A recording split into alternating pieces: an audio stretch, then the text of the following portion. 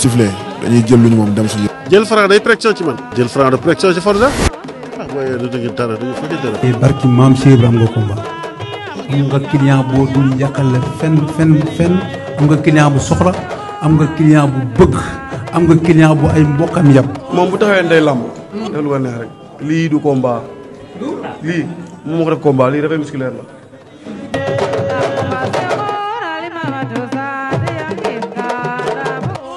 jërëjëf suñ mbokk internet yi ñu ngi leen di nuyu bu baax a baax di leen siyaar yéen ñuy suivre seen site internet Gaston Production mbokk yi tey ñu jël si Eumeu Sène Junior fas yéene waxtaan ak moom ginnaaw combat bi mu doon bëre démb digganteem ak Serigne Ndiaye numéro 2 Serigne Ndiaye am ndam ñu koy félicité bu baax a baax di encouragé Eumeu Sène Junior mu nekk combat bu neex combat boo xam ne amateur yi ñoo ko doon laaj Gaston Production taxawal ko ñuy félicité équipe bu Gaston Production bi yëpp li ko daggee ci suñu papa Père Gaston di ko ñaanal bu baax a baax gudd fan ak wér-gu-yaram rek bu mu dellu siwaat ci njaboot gi parce que gis nañ liggéey bi booba léegi ki mu ko dénkoo si tamit di Makan Beng mi ngi koy doxal bu baax a baax ñu leen di féliciter nag parce que démb moo nekkan seen 4e journée ci saison bi parce que ñëw nañ le 1er janvier Balla Gaye ak Boy Niang ban fa jógee ñëw le 14 janvier si diggante Marley ak ki nga xam ne mooy Sokh ban fa jógee ñëw ci Reug Reug Sa Thiès 5 mars tey ñu ñëwaat ci Eumeu Sène Junior ak Serigne Ndiaye 2 le 21 mai incha allah rabi le 30 juillet la ñuy tëj seen saison ànd ko ak équipe bu Gaston Production bi yëpp nag di leen féliciter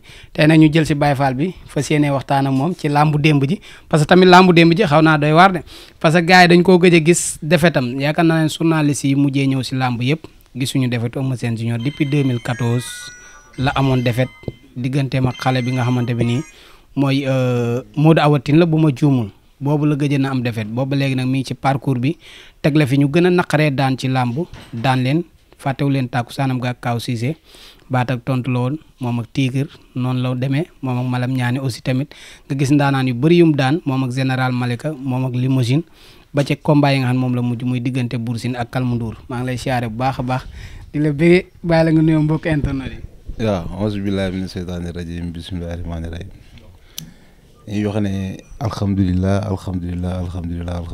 yi sant yàlla bu baax a baax waaw di nuyu suñu mbokk Baye Fall yëpp di siyaar suma waa kër Sëriñ xam nga waa Ndar Fall di nuyu waa Kawsara Fall bu baax di nuyu Baye Fall yëpp di siyaar ñëpp di nuyu waa Jurbel bu baax a baax di nuyu aussi waa Géejawaay bu baax a baax di nuyu aussi waa Ginnaaw Raay suma waa kër maam maa leen di siyaar bu baax di la nuyu bu baax yow tamit di nuyu ñi nga xamante ni ñoo nekkoon ci làmb ji man ak ñoom ñu waajandoo ko xam nga ñun ñëpp amoon yaakaar te yaakaar bi yëpp ñu tegoon ko ci yàlla ak ñi may ñaanal ñëpp xam nga lépp ñu tegoon ko ci yàlla xam nga ak gëm-gëm yàlla mi nga xamante ni moom la dara teewul mooy maye mooy def lépp waaw moo ñu xañ waaw te ñun moom ay dongo képp lañ ñun encore une fois lu Cheikh Fall amul bëgguñu ñun ay dongo ay Cheikh lañ waaw sant nañ yàlla bu baax nag sant nañ yàlla bu baax a baax waaw li des moom yàlla moo ko yor àdduna yàlla moo ko moom ragal yëpp yàlla la waaw noo yeewoo man defet bàyyi naa ko stade non topp ma ñëw ci kër gi de bàyyi naa ko stade yàgg na barke Cheikh Ibra yow daal làmb yombal nga ko léegi quoi non du question yombal ànd ak ay pression affaire yooyu quoi non du question yombal sax gis nga nit da ngay def yëfu nit bon li ci des yàlla moo ko moom nga bàyyi ko mu def yëfam ay nit lañ ñu nga xamante ni leen la ñuy xamante ni suñu borom day dogal dañ koy dégager tout le temps mooy bu ñu ñëwee ci làmb ñaanuñu yàlla kenn jéppi ñu bu ñu waree tuus dañuy tuus bu ñu waree xeex dañuy xeex bu ñu waree bëre dañuy bëre yàlla nag moo yor ndam moo xam nu mu la koy joxee moo yor defet moo xam nu mu la koy joxee waaw ñu ngi encouragé bu baax suñu adversaire di ko ñaanal jàmm bu baax a baax di ko wax ne làmb noonu la voilà. am na solo nga waaj combat ci waaj bu métti yow ak sa adversaire muy prétu koor wàccaa bi nan la demee mas nga ko préparé combat ci koor wala. yàgg na bari na. waaw combat yu bari koor laa koy préparé mais man mooy préparé koor damay toogi ndogu loolu moom bul sonn. non man ndogu yee ma gën a lu dul làmb sax barki Cheikh Ibra non ñun bu ñuy préparé làmb dañuy dem yenu ci ndogu yi bu baax a baax. incha allah daan nañ préparé làmb ci ndogu dem yàlla suñu borom may ñu dem daan nañ préparé làmb ci ndogu ñëw suñu borom ji la ñu jox dañ koy sant yàlla bu baax a baax. bon àdduna amul ku koo xam ne képp koo gis muy dem rek xam nga di doomu aadama des fois mu wuti ñàkk loolu loolu yàlla suñu borom moo ko def. daala. am na solo nga gëj a daanu si làmb maa ngi koy wax léegi sama ubbi gars yu bëree bëri gëj nañoo gis defetu Eumeu Sène junior Serigne Ndiaye numéro 2 nekk espoir bu nekk si làmb boo xamante ni day jóg ak doole moromam yépp di ko teggi yow nga war a na bokk ci ñi koy teggi lan moo la dugal si moom. làmb moom dugal ci moom ñu koy teggi dima teggi. ok yéen ñaar ñu far leen boole. waaw suba su demawaatee noonu. bu ma su ñëwaatee ma lekk ko.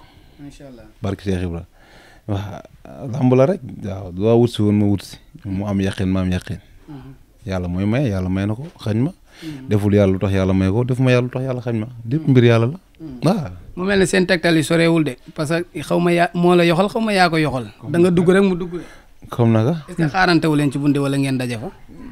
non maa ko njëkk a dugg si puisque man maa war a njëkk a dugg si. bu dee ci biir géew bi tamit man j'ai l'habitude. combat bi nga xamante ni moo sës ci man rek. combat boobu bu jeexee rek man damay daw dugg ci biir géew bi lu waaj def tamit nag ma fay fekk man moom j'ai l'habitude du ma xaar kenn ci loolu. waaw su ma bëgg-bëgg bopp la. bu combat bi nga xamante ni bu jeexee man maa war a bëri. lu ma waaj defal rek ci géew bi nga fekk man loolu laa mel. macha allah waaw. ok am na solo ngeen nekk si biir géew bi di xëppoo ay affaire moment boobu nan nga gisee sa adversaire mu nekk si bagage yi nga nekk si bagage.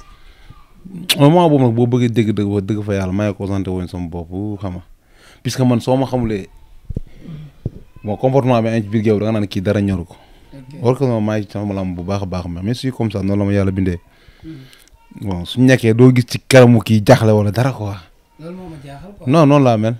ree ji xëppoo gàllaaj ak yëpp loolu quoi. waaw ree ji nag ak jooy ñoo ànd man noonu la ma yàlla bindee ni may reetaanee noonu laay jooyee.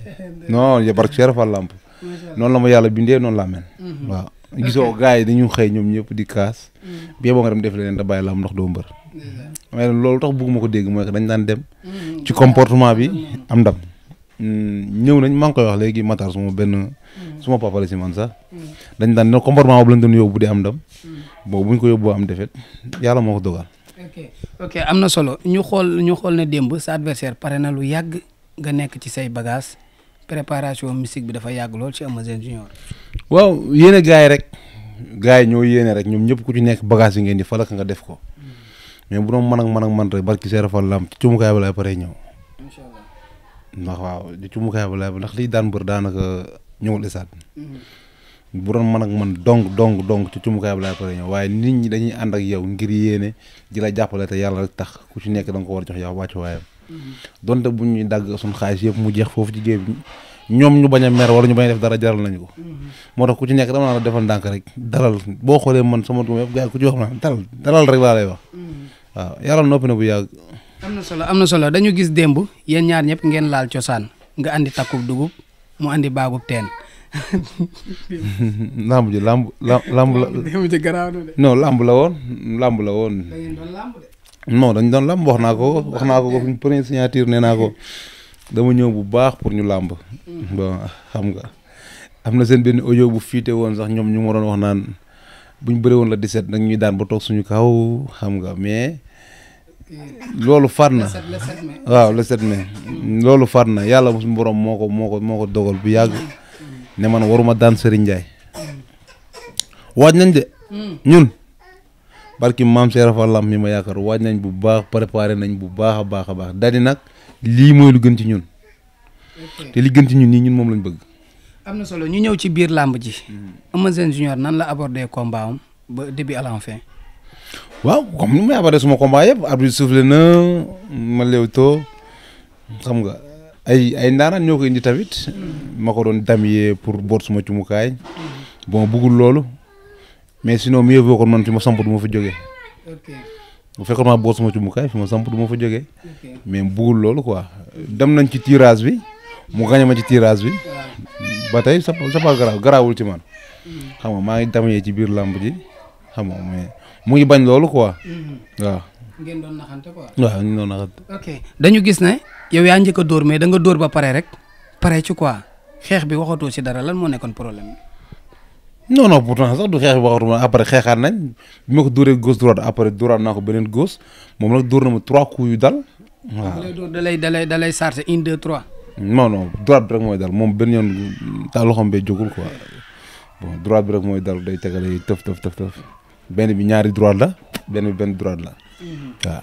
dañu gis da nga doon bëri ay combat yu metti sa combat général Malika bu doon da ngay bàyyi nga foofu ak combat yu metti sa combat ak Bour Sine da nga daan Bour Sine ba pare toog Bour Sine toog kenn mënta jóg ndax coono bu ngeen daj mais dañu gis ne combat bi démb mettiwul mais dafa yomb ci Serigne Ndiaye par rapport ak ni nga daan kiyee say combat quoi lan moo xew si diggante bi. waaw noonu la ko yàlla na mais xëy na ñun ñëwuñu pour lu yomb ñëwuñu woon pour lamb ji yomb ci Serigne Ndiaye ñëwuñu pour jël ndam jox ko Serigne Ndiaye dañoo ñëwoon pour ñun ñu am ndam pour ak tegal Serigne Ndiaye lu métti bon xeex nañ tuuti song naa ko sërëxal na ma maa ngi jéem a jóg pour def leneen mbaar na ma jeex na. ok bala laa mbaar première action bi bu doon ci biir géew bi ñëpp nee na daf lay dóor nga daanu. li nga dóoree nga arrulé génn ci biti. waaw première action boobu gars yi ñu ma koy wax sax naan ma boobu fekk na yaa ngi ci biti saaku yeeg affaire yooyu expliqué na la nii na la ay bu doon keneen mun nga nee na yooyu garaawul man làmb damay bëre man du ma am ndam ci tapale. ok man du ma am ndam ci tapale te jàpp ma loolu sax nit ñi ñoo koy wax rek peut-être mais du lu garaaw daal man daal dama daan wut si. bi mu la dóoree yëgoo ne kaaw nga yow. si kaw dëbu mais liggéey naa suma assise. ok ku droite bu dal la ma dóor. boo xoolee daf ma dóor ba ma lang ba commencé nelaw. assise ma dimbali ma defaat rotation après jógaat. mais loolu du problème. ok waaw. ok lan nga sant. tamit ñu ñëwaat taxaw di daw ay coups dañoo ñëw taxawal gën a jàmmarloo moom. ok à chaque instant moom bu lay dóor day dal te doo déplacer met lan moo ko waral. bu may dal day. bu lay dóor day dal. moom fu mu la natt foofu la lay fekk te doo déplacer wu quoi. ah mais loolu mbir yàlla la lépp mbir yàlla la rek lépp mbir yàlla la rek ñëw nañ daal Serigne Ndiaye moo waroon am ndam dem am na ndam. ok bala maa ñëw ci foofu pour muy jeex làmb ji dafa jeex ma ñëw sa cumikaay fekk nga ñibbi gars yi nee naan gisoo waaj. gisuma. gisoo waaj. waajaan. ki nga doon bëree. waaw ma gis ko ba dóor ko gis naa waaje. gis naa ko te mu dégg naa ay rumeur. non gars yi xam nga rek xam nga gars yi ñi moom muy nuyu waa écurie bi bu baax. ah waaw bon fekk naa ne moom ñuy kaas rek. waa écurie yi maa ngi leen di sant bu baax di leen gërëm di leen ñaanal jàmm di leen wax ne su ma mënee lim seen yéen ñëpp seen tur yi dama koy lim. xam nga jàppale ngeen ma ànd ngeen ak man fu ma nekk yéen ak may nemmeeku ba ci coach yi Père Mao xam nga maam Cheikh ni ñu koy waxeeti Amady. Père Sarr Sadi. Père kii ambulance xam nga. ak Présipaté mi daw. Présipaté mu may envoyé audio yi chaque jour xam nga sànq suba rek la ma mujjee woo téléphone courant moo coupé moo tax wifi bi daw. ku baax la moom. xam nga mais gars yi écurie bi sonn nañ ci bu baax a baax a baax a baax a baax. may wax ne ni ñu koy waxee de mention très bien wala mention spéciale. spécial. ah mention spéciale. français Baye Fall la pour 50 Cent. sonn na ci combat bu trop ma koy ñaanal jàmm. di ko ñaanal njabootam di ko ñaanal ñëpp. macha allah may wax ne àdduna. yàlla moo ko moom ragal yëpp yàlla la. man dama daan wut di am wut naa tey ñàkk naa. dama ko sant yàlla bu baax a baax a baax ak maam Cheikh Ibra sant naa yàlla bu wér a wér a wér may nuyuwaat suma waa écurie ñëpp bébé guy gi maa ngi koy ñaanal jàmm yàlla na ko yàlla suñu borom def roi des arènes waaw yàlla na ko yàlla suñu borom def roi des arènes parce que c'est mon petit frère à moi non suma rakk la suma xarit la yu bari bu ne le jour combat bi 4 heures du matin damay yee 3 heures du matin damay yee naa ma kañam def lii te ñii su ma doom bay mun nañu wax dara wala dañu am kersa wax ma ko ma bañ a jóg mais moom bu ma waxee damay jóg def parce que su ma rakk la nangu na sonn si man suma famille yëpp ko xam ma lay wax ne moom des fois dañuy ànd sax comme job nii mu dem ñu fay mu journée man ma yóbbu ko job quoi ñu fay ñu journée ma ñëw jox ko journée mu jël sama journée mu jël journée mu xaaj ko ne ko joxal ma ko sa jabar su ma rakk la quoi am en fait moom su ma rakk la dama koy ñaanal bu baax a baax. ok am na solo bala ngaa yéggale ci sant bi dañu gis côté démb tamit ñu gis Serigne Ndiaye numéro 2 waa Fass bi yëpp ñëw dooleel ko ci côté 1000% bi yéen tamit ana seen 100% bi. 100% génn fii 100% bi la bokk. Madji ci 100% bi la bokk. Guy gi ci 100% bi la bokk. keneen ak keneen noonu ambulance mooy président 100% bi. kon 100% bi ñëw na. ok mais des na le roi xanaa ñëw na wala mu woote ay Balla ay Sa Thiès la dëgg. waaw gars yi peut-être dañu amul jot rek wala jot yi moo ko matewul mais li ma la mën a xamal mooy ñoom ñëpp jàmm lañ ma yéene aussi man tamit jàmm laa leen yéene. macha allah waaw lii des àdduna amul solo. macha allah ok am na solo boo amoon looy regretter ci combat bi lan lay doon ci préparation bi lay doon ci bi nga dugg see lay doon ci yow ak waa CNG wala sécurité bi wala yow ak adversaire bi wala erreur de kii combat bi. waaw amul ma si regretter de jël naa ko pour bëree ji ñëw naa yàlla xañ na ma ndam amul ma si regretter. su fekkoon na maa may sama bopp Serigne Ndiaye du doy. macha allah waaye mais yàlla mooy maye. amul lu ma si regretter. may nuyu suma papa Ibrahima bu baax di ko siyaar. foofu laa bëgg na ñëw parce que dama gis Serigne Ndiaye daan la ba pare moom mu ñëw jubal ci yow directement rek léng la jooy. non parce que gor la gor xam nga gor.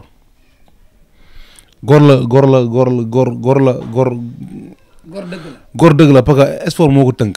macha allah mais musuma am combat te ñëwul ci man wala mu woo ma téléphone waxtaan ak man. sama xarit la sama papa la du tax jaay sama tur góor gi la may wax góor gi. lu ngeen bokk. moo sama papa ay doomu ndey lañ. macha allah te nit ku baax la nag barki Cheikh Rafal yàlla moo ma tax di wax. nit ku baax la. na ko wax Fass fonkat bu baax a baax a baax ndax li mu def yombul. lay wax adversaire bi Serigne Ndiaye numéro 2. waaw Serigne Ndiaye numéro 2 dama koy ñaanal rek. champion la di ko wax na bonne continuation yàlla na yàlla suñu borom defal jàmm. amiin amiin sa prochain combat aussi boo bëriwul ak suma mbokk wala suma xarit yàlla na yàlla defal jàmm ci barke Cheikh Ibra aduna amul solo waaw. ma bàyyi la nga tàggoo Baye Fall bi xam naa ne yow moom.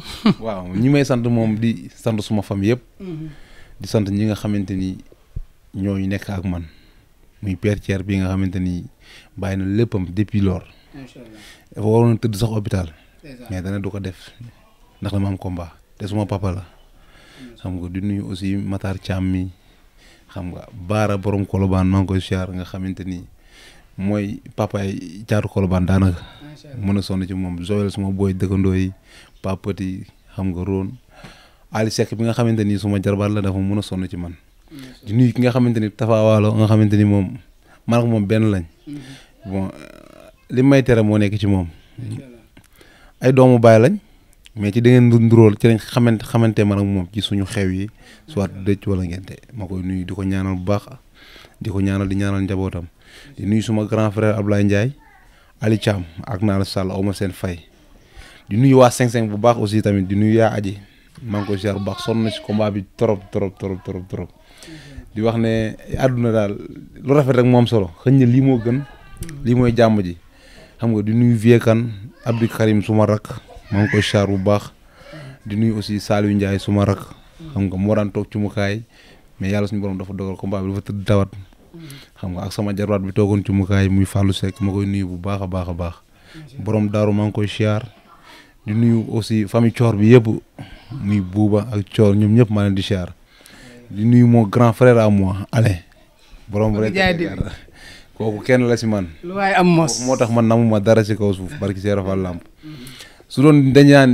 kii diw mi moo tax ma nekk VIP man ale moo tax ma nekk VIP ale moo tax ma xam lan mooy dund VIP ale moo tax ma xam yor oto toog ci nii dawal ba fu ma neex toog jàpp sama ñaambur ma koy siyaar bu baax di ko ñaanal jàmm ak njabootam ak famille xam nga di nuyu Viekan Abdou Karim xam nga Nokos aussi maa ngi koy siyaar bu baax a baax a baax di nuyu ñëpp képp kuy sonni si man Ali Thiam ak Nala Sall encore une fois aw ma seen fay bu baax a baax na leen yàlla jàmmal di nuyu famille Thior bi ginnaaw raay bi yëpp xam nga famille def ci kor bi yëpp maa leen di ziar di leen wax ne maa leen di masawu coono bu baax gis naa taxawaay yi macha allah lépp rafet na di ñaanal suñu papa Gaston aussi yàlla suñu borom fëgg boppam xam nga ci barke Cheikh Ibra xam nga famille Ala Ndiaye bi ñu ngi leen di jaare bu baax a baax a baax a baax a baax suñu bàyyi boobu bàyyi koo fi parce que man du ma sëkk jëf biñ ñëwee suba la combat bi si guddi Aziz Ndiaye ak Masata woo na ma téléphone jox ma Aziz Ndiaye macha allah ñu envoyé ma 150 000 muy lu rafet aussi Lat Diop tamit ñu ngi koy siyaar bu baax a baax di ko jox di ko wax ne xam nga rafet na trop xam nga moom it yónnee nañu 300 000 mu rafet lool xam nga ñu ngi koy siyaar bu baax a baax di ko jox wàccuwaayam xam nga di nuyu autorité Diourbel yëpp ku def am na yéene ku deful am na yéene man amul dul waa Diourbel doomu Diourbel laa autorité Diourbel yëpp maa leen di siyaar bu baax di leen jox seen wàccuwaay di nuyu aussi madame Bass di ko jox wàcc waayam ku sonn si combat bi la ñaanal na ma ñaan yu ne nit ku baax la moom tamit ministre Dame Diop Pa Modou Fall xam nga Fat Diané Moustapha Gueye xam nga Malick Fall Sayer Diop nga xamante ni jàpp na ci moom tamit bu baax xam nga di nuyu aussi waa Kër Cheikh bu baax Kër Cheikh Rafal maa ngi sant ñëpp gën di gërëm di nuyu aussi Wari 11 Wari 11 maa ngi di siyaar bu baax képp kuy cordonnier ku nekk Ri 11 rek ñoo bokk Kër Cheikh ñu jàpp ma ñu bàyyi ma maa ngi ñoom ñoo bokk Kër Cheikh di nuyu Sénégal bu baax a baax di nuyu suma soxna di nuyu suma njaboot bu baax a baax a baax di ñaanal ñëpp jàmm di ñaanal borom kër gi suma maam Mansour Faye yàlla suñu borom xaare ko àjjana xam nga di ñaanal sumay waajur tamit yàlla suñu borom seddal suuf seen kaw ci barke Cheikh Ibra ak képp ku fi bàyyi ko di nuyu suma grand ji bi Faye maa ngi koy siyaar bu baax di ko ñaanal jàmm ak Balla Faye xam nga ñoom ay kenn lañ ci man dañu mënu sonn si man xam nga di nuyu soxnaam aussi Mbène Diop ak grand Assane Ndiaye maa ngi koy siyaar bu baax a baax a baax di nuyu suma mbokk géwél yi yëpp Père Ibou Ndiaye ñoo ko bàyyi suma maam la maa ngi koy siyaar bu baax gisa bu ma duggee stade waaw daanaka lu bari liy yokk ci man sax sama lamb sax bu yàqoo mun naa non sama lamb sax bu yàqoo moom la daanaka du ma am fitu du ma am droit benn yoon arrière ndax la muy tudd ci man moo sori ma koy ñaanal yàlla suñu borom yàggal taxawaayam bu baax a baax a baax ak bépp communicateur traditionnel ñu ngi leen di siyaar di nuyu Père Khalim Samb di nuyu ñëpp Père Pambaay ñu ñëpp ñu ngi leen di siyaar di nuyu aussi Saka Dior dafa doon ñaanal bay jooy ci combat bi. moom dafa baax. dafa doon ñaanal su ma la tegoon audio yi yow sa xol day tooy. dafa doon ñaanal bay jooy. di nuyu Pambaay aussi di nuyu suma mafia bi nekk Italie papa xam nga Yankuba gars yi ñoom ñëpp maa leen di siyaar. di nuyu suma frère yi nekk Amérique xam nga gars yi maa leen di siyaar bu baax a baax a baax.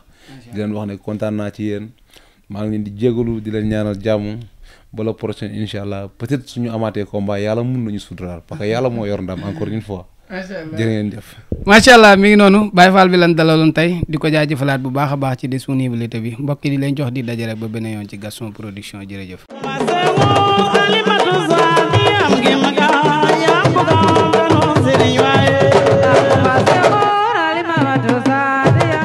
bu sifflé dañuy jël lu ñu moom dem suñu. jël Franc day pression ci man. jël Franc de pression ci Forza. waaye du dëgg dara du fa dara. barki maam Cheikh Ibrahima am nga combat. am nga client boo dul yàqal fenn am nga client bu soxla am nga client bu bëgg am nga client bu ay mbokkam yàpp. moom bu taxawee day lamb. def lu ko neex rek lii du combat. lii moom moo ko def combat lii dafay musculaire la.